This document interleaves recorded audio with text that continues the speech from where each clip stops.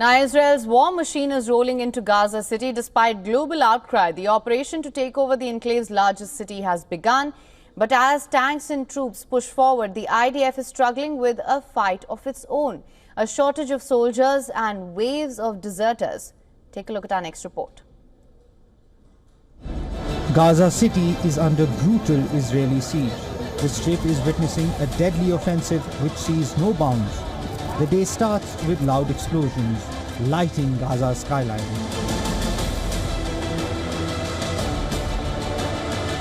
Israeli soldiers armed with assault rifles are on the move.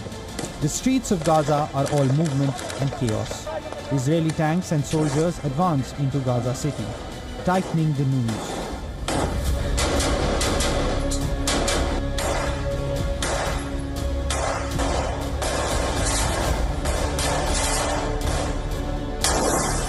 Israel has pulled the trigger on its most ambitious operation in Gaza yet.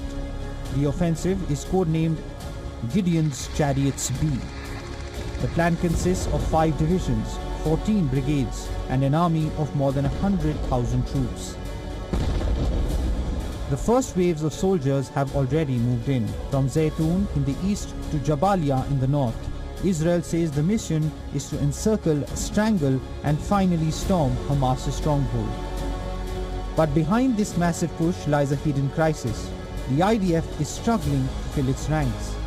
Some 60,000 reservists are now being called up, with more to come in November, December, and even next year.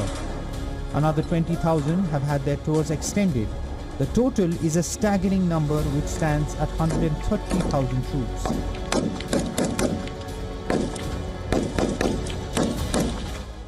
We are not waiting. We have begun the preliminary operations and the first stages of the attack on Gaza City, and already now IDF forces are holding the outskirts of Gaza City. And still, it's not enough. The army admits it is short 10 to 12,000 soldiers.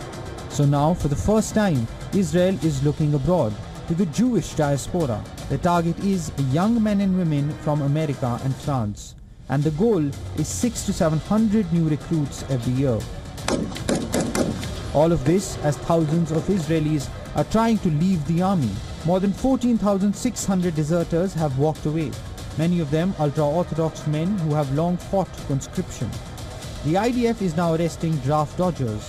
This week, Israel gave a final offer: report for duty now or face jail. Meanwhile, the human cost is already clear. Israel says 1 million Palestinians will be displaced from Gaza City. Camps are being built in the south.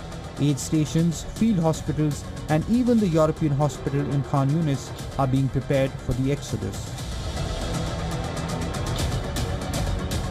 What drove me out is the hunger, the siege, the war, the rockets falling on us, and the drones bombing all night. I swear to God, the situation is difficult.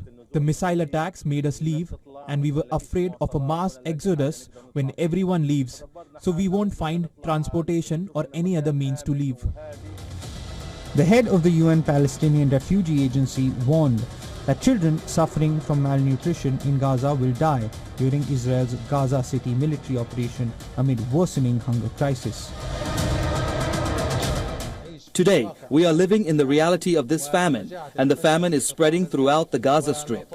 We call on and urge everyone to extend a helping hand and to bring in food supplies, to lift the siege and stop the ongoing extermination being carried out in Gaza.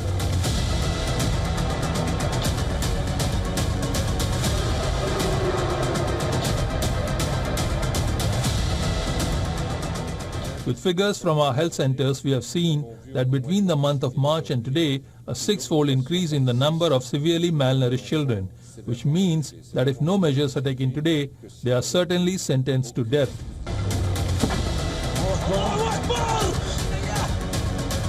As the clock ticks towards October 7th, the second anniversary of Hamas's attack, the deadline for evacuation looms. After that, the IDF says the full-scale storming of Gaza City will begin. Israel is fighting on 2 fronts, one against Hamas in the streets of Gaza, the other within its own ranks. Bureau Report, WION World is One. For latest news, download the WION app and subscribe to our YouTube channel.